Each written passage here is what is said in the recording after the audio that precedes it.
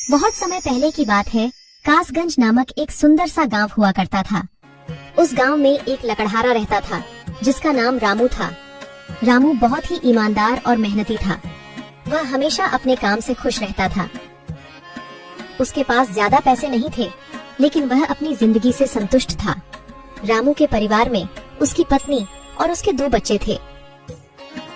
रामू सेठ लालचंद के यहाँ लकड़ी काटने का काम करता था और लकड़ी काटने के बदले में सेठ लालचंद रामू को पैसे देता था, जिससे रामू और उसके परिवार का जीवन व्यापन होता था।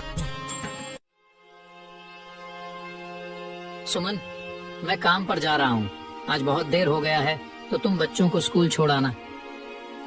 जी, स्कूल तो मैं छोड़ आऊंगी, लेकिन मोनू और चिंकी पिछले 2 दिन से कह रहे हैं कि उनके स्कूल की टीचर स्कूल की फीस मंगा रही है। हाँ, तो जाकर दे आओ ना स्कूल की फीस। अजी कहाँ से दूं? आप जो पगार लाते हैं उसमें मुश्किल से तो घर चल पाता है। अब उतनी सी तनख्वाह में मैं बच्चों की फीस का इंतजाम कैसे करूं? अजी मैं एक बात आपको साफ साफ कह देती हूँ, आप सेठ लालचंद जी से पगार बढ़ाने की बात कहिए। दिन पर दिन खर्च बढ़ता जा रहा है। बाजार में अगर सब्जी लेने निकलो तो सब्जियों के दाम आसमान छू रहे हैं, और बच्चों की पढ़ाई का खर्चा, घर का खर्चा अब इतनी कम तनख्वाह में कैसे गुजारा होगा? ठीक है, मैं आज ही सेठ जी से थोड़ा पगार बढ़ाने की बात करता हूँ। इतना कहकर रामू काम पर चला जाता है।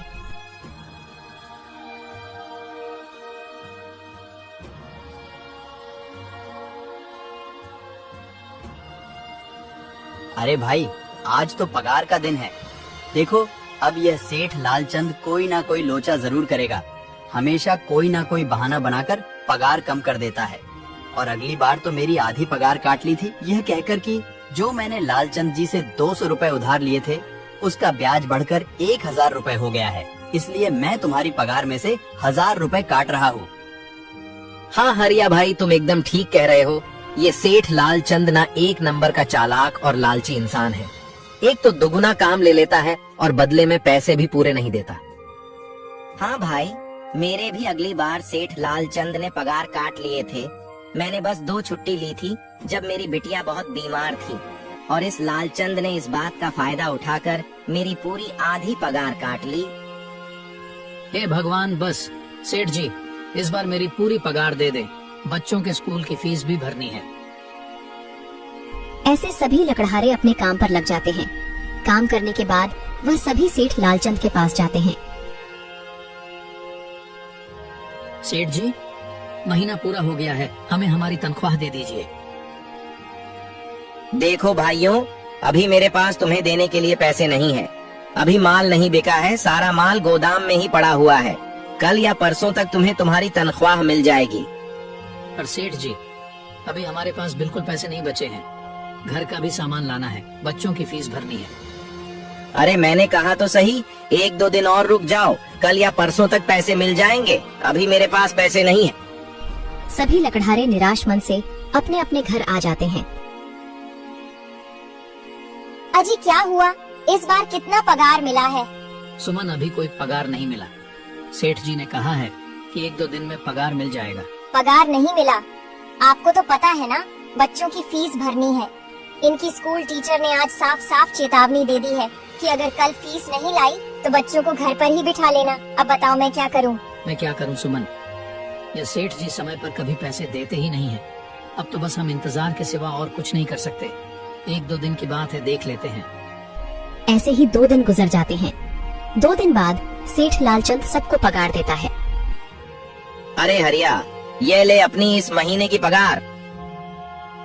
सेठ जी, यह तो बस 2000 है। मैंने तो इस महीने 3000 तक का काम किया है।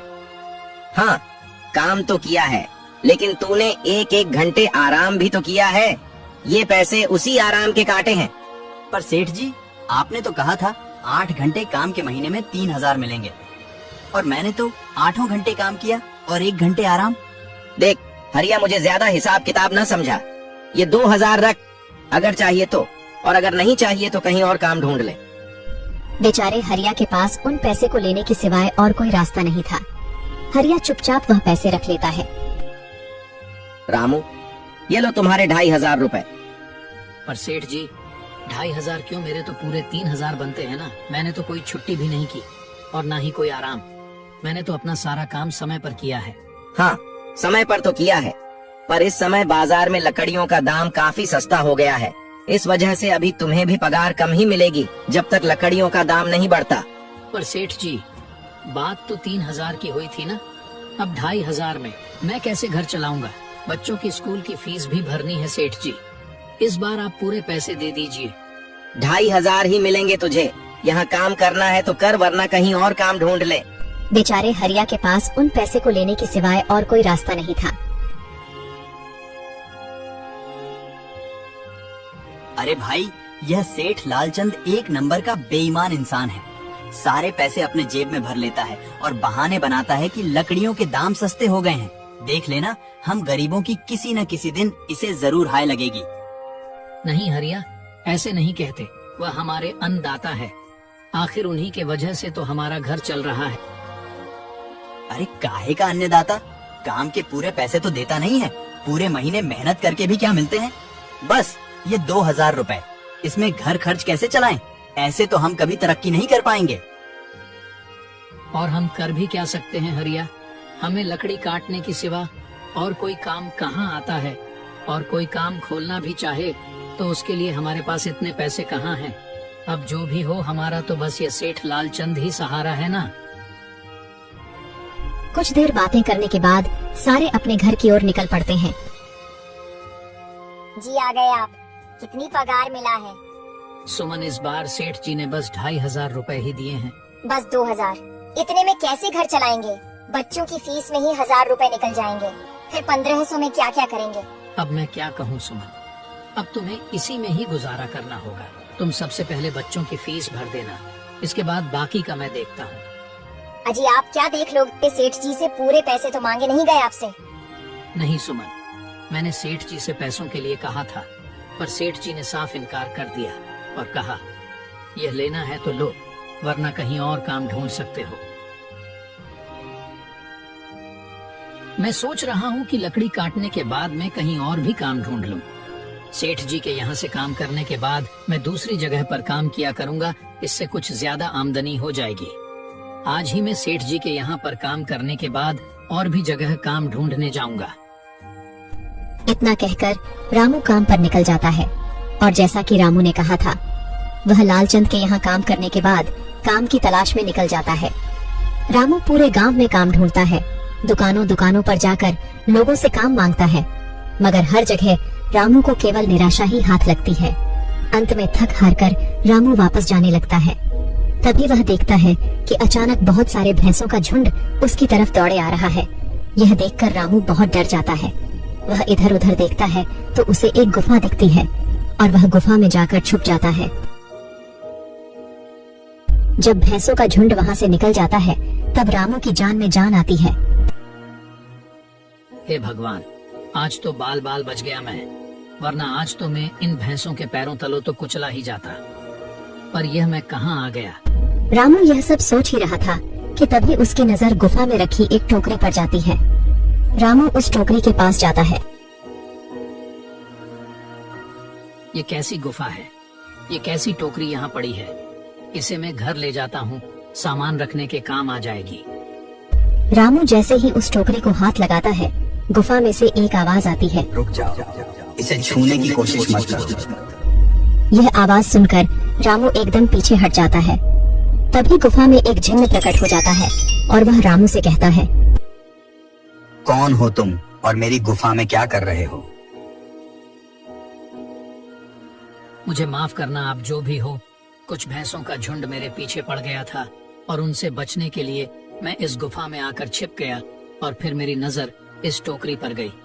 माफ कीजिए, मुझे लगा यहाँ कोई नहीं है तो यह टोकरी किसी की नहीं होगी, इसलिए मैंने इसे छुआ। रामू, तुम्हें डरने की जरूरत नहीं है। मैं तुम्हारे बारे में सब जानता हूँ। मेरी नजर एक बार भी जिस पर पड़ जाती है, मैं उसका इतिहास अपनी खुली आंखों से देख सकता हूँ। पर आप है कौन और आप इतने विचित्र क्यों दिखाई पड़ रहे हैं? आप अपना परिचय दीजिए। कौन है आप? मैं एक जिन हूँ और मैं कई सालों से इस गुफा की रक्षा कर रहा हूँ। यह गुफा मेरे पूर्वजों की है। इस गुफा में केवल वही इंसान घुस सकता है जिसका मन बिल्कुल पवित्र हो। अगर तुम अपवित्र होते तो तुम इस गुफा में कभी नहीं घुस पाते। तुम एक सच्चे इंसान हो, इसलिए तुम इस गुफा में घुस पाए और इस टोकरी को छू पाए। अब तुमने इस टोकरी को छुआ है तो यह टोकरी तुम्हारी हुई। नहीं, मुझे ये टोकरी नहीं चाहिए, मैं तो बस देख रहा था। डरो मत रामू, तुम ये टोकरी ले जाओ। ये कोई साधारण टोकरी नहीं है, बल्कि यह जादुई टोकरी है। जादुई टोकरी? क्या ये वही जादुई टोकरी है जिसके बारे में हमारी दादी कहानी सुनाई करती थी कि किसी गांव में एक जादुई टोकरी हुआ करती थी और वह सबकी इच्छाएं पूरी करती थी? हाँ रामू, ये वही जादुई टोकरी है। अब तुम इस टोकरी के मालिक हो। तुम इसके इस्तेमाल से अपनी स्थिति सुधार सकते हो, पर याद रखना, तुम जो भी वस्तु इस टोकरी में एक बार डालोगे वह चीज ही तुम्हें बार बार इस टोकरी में डालनी होगी। इसके अलावा तुम और दूसरी कोई चीज इस टोकरी में नहीं डाल सकते। अगर तुमने ऐसा किया तो इसका परिणाम तुम्हें ही भुगतना होगा। मेरी इस बात को हमेशा ध्यान में रखना और सोच समझकर बिना लालच किए इस टोकरी में वह ही सामान रखना जिसकी तुम्हें जरूरत हो। रामू टोकरी को लेकर घर आ जाता है। सुमन, ये देखो, ये मैं क्या लेकर आया हूँ। क्या लाए हो आप? बस ये एक टोकरी। सबसे पहले यह बताइए, आप तो काम की तलाश में गए थे ना, तो कोई दूसरा काम मिला कि नहीं? नहीं। अरे सुमन, मेरी पूरी बात तो सुनो। ये कोई ऐसी वैसी टोकरी नहीं है, बल्कि ये एक जादुई टोकरी है। रामू सुमन को वह सारी घटना के बारे में बताता है जो उसके साथ हुई। अच्छा, तो आपका कहने का मतलब है कि इस टोकरी में हमें कोई ऐसी चीज डालनी होगी जिसकी हमें सबसे ज्यादा जरूरत हो। हाँ सुमन, हमें सोच समझकर ही इसमें कोई चीज डालनी होगी। रामू थोड़ी देर सोचता है, फिर उसका ध्यान उन लकड़ियों पर जाता है जो एक बार उसने सुमन को रखने को दी थी। सुमन, यह लो। जब मैं आज लकड़ी काट रहा था तो मुझे यह चंदन की लकड़ी मिली थी। इसे अपने पास संभाल कर रख लो, कभी जरूरत पड़ी तो हम इसका इस्तेमाल करेंगे। सुमन, तुम्हें याद है, एक बार मैं जंगलों में लकड़ियां काटने गया था तो मुझे एक चंदन की लकड़ी मिली थी और वह मैंने तुम्हें लाकर दे दी थी। हाँ, दी तो थी। तो तुम उस लकड़ी को ले आओ। हम उस चंदन की लकड़ी को ही इसमें डालेंगे और उस लकड़ी से अपना एक व्यापार शुरू करेंगे। सुमन चंदन की लकड़ी को ले आती है और उसे टोकरी में डाल देती है। वह जैसे ही चंदन की लकड़ी उस टोकरी में डालते हैं, उसमें कई सारी लकड़ियां आ जाती हैं। अरे वह ये तो चमत्कार ही हो गया। ये देखिए, कितनी सारी चंदन की लकड़ियां हो गई। अगर आप इसको बेचेंगे तो इससे काफी अच्छे पैसे मिलेंगे। हाँ राधा, मैं कल सुबह बाजार जाकर इनको बेच आऊंगा और जो पैसे मिलेंगे उससे हम अपने मोनू और चिंकी के स्कूल की फीस भर देंगे और बाकी बचे पैसों को संभाल कर रख लेंगे।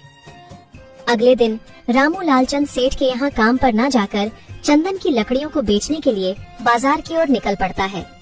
वहाँ पर रामू चंदन की लकड़ियों को बहुत ही कम दामों में बेचा, जिसकी वजह से आम लोगों के साथ साथ बड़े व्यापारियों ने भी रामू से चंदन की लकड़ियाँ खरीदी। लकड़ियों को बेचकर रामू को काफी अच्छे पैसे मिले। पैसों को लेकर चंदन घर आ जाता है। ये देखो सुमन, उन लकड़ियों को बेचकर मुझे कितने सारे पैसे मिले हैं। ये लो कुछ पैसे, इससे तुम कल मोनू और चिंकी के स्कूल के फीस भर देना। अच्छा, तो मैं काम पर जाता हूँ। अजी, आपके पास तो अब यह जादुई टोकरी है, तो अब आपको उस सेठ लालचंद के यहाँ काम करने की क्या जरूरत है? हाँ सुमन, मैं सेठ लालचंद जी के यहाँ काम पर नहीं जा रहा, बल्कि मैं तो वहाँ पर जो काम कर रहे बाकी के लकड़हारे हैं उन्हें ये खुशी की खबर देने जा रहा हूँ, क्योंकि सेठ लालचंद जी से मेरे साथ साथ वह लकड़हारे भी बहुत परेशान थे। इसलिए अगर मेरा भला हो रहा है तो क्यों ना मैं उन सभी का भला करूं। वह सभी बहुत ईमानदार लकड़हारे हैं, वह सभी बहुत मेहनत से काम करते हैं, मगर लालचंद ने कभी भी उनको उनकी मेहनत के सही पैसे नहीं दिए।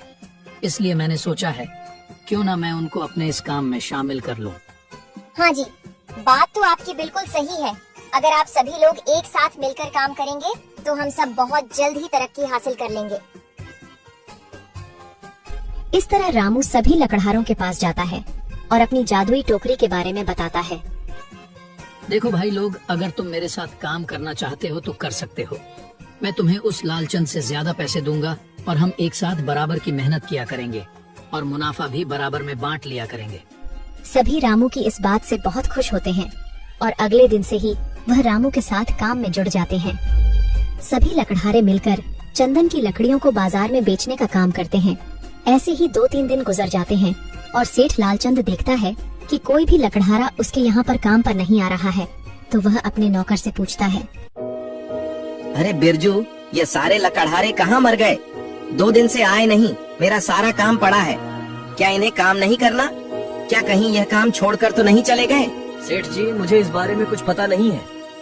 अरे अगर पता नहीं है तो जाकर गांव में पता कर, आखिर यह लकड़हारे काम पर क्यों नहीं आ रहे। इस तरह सेठ लालचंद के कहे अनुसार बिरजू लकड़हारों पर नजर रखने लगता है। क्या उन लोगों ने अपना काम खोल लिया है? लेकिन उन गरीब लकड़हारों के पास इतने पैसे कहाँ से आए कि वह अपना काम खोले?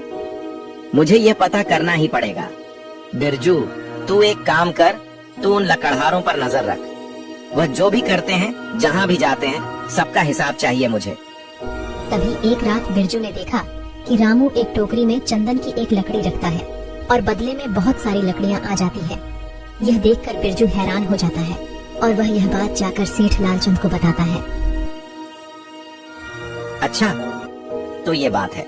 लगता है बिरजू के हाथ कोई जादुई टोकरी लग गई है जो उसको बहुत सारी चंदन की लकड़ियाँ दे रही है। अब हमें उस टोकरी को हासिल करना होगा, लेकिन इससे पहले एक बार मैं रामू के घर जाना चाहता हूँ। सुबह ही मैं रामू से मिलने जाऊंगा। ऐसा सोचकर अगले दिन सुबह सेठ लालचंद रामू के घर जाता है। रामू, क्या हुआ? तुम काफी दिनों से काम पर नहीं आ रहे। वह सेठ जी, मैंने अपना काम खोल लिया है तो अब मैं वही करता हूँ। अच्छा, पर यह तो बता, तूने अपना काम खोला कैसे और तेरे पास पैसे कहाँ से आए? वह सेठ जी, हमने कुछ पैसे बचा रखे थे, उसी से हमने अपना नया काम खोला है।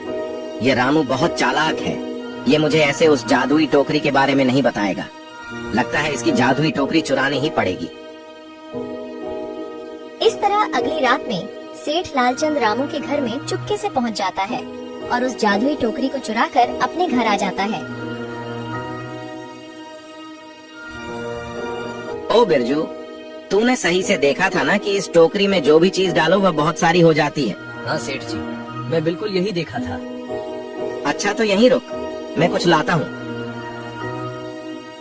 जैसे ही सेठ लालचंद टोकरी में सोने का सिक्का डालता है, उसके ऊपर बहुत सारे पत्थरों की बारिश होने लगती है। पत्थरों की वजह से लालचंद बहुत बुरी तरह से घायल हो जाता है और मैं वहीं बेहोश हो जाता है। यह देखकर बिरजू भी वहाँ से भाग जाता है। अगले दिन जब सुबह होती है तो रामू अपनी जादुई टोकरी को ढूंढता है, मगर उसे वह टोकरी कहीं नहीं मिलती। सुमन, जादुई टोकरी कहाँ गई? हमने यहीं पर तो रखी थी। पता नहीं जी, यहीं पर टोकरी रखी थी, पर अचानक से कहाँ चली गई? वो लगता है किसी ने हमारी टोकरी को चुरा लिया। अभी तो हमने ठीक से व्यापार शुरू भी नहीं किया था और वह टोकरी चोरी हो गई।